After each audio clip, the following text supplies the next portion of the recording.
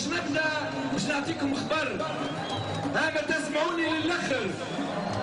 اليوم رئيس الحكومة المنحلة وجه دعوة للأحزاب باش تجي غدوة تحكي على الوضع الأمني في تونس.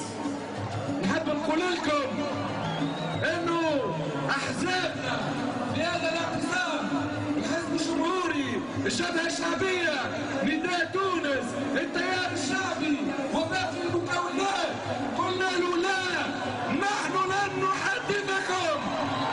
استقالتكم قبل كل شيء، رحيلكم قبل كل شيء، والحل هو في هذه الاستقالة، ورسالتنا ما زالت هي نفسها.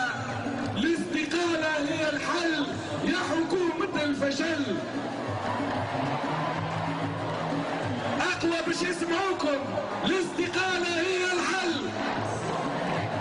الاستقالة هي الحل.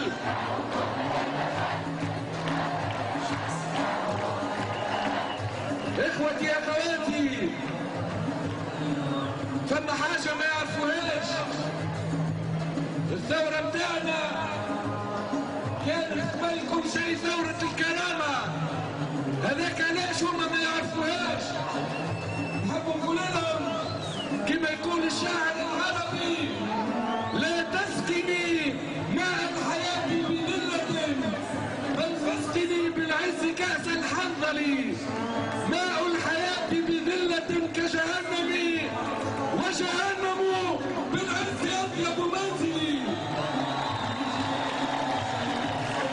لأنه احنا خلافهم هما عندنا كرامة، لأنه احنا ما يشريوناش ب20 دينار، ولأنه احنا ما يشريوناش بالشقطان. الناس هذوما قالوا لنا اللي احنا صفر فاصل. نحب اليوم نقولوا لهم شكون اللي صفر فاصل. الناس هذوما قالوا لنا اللي احنا فلول.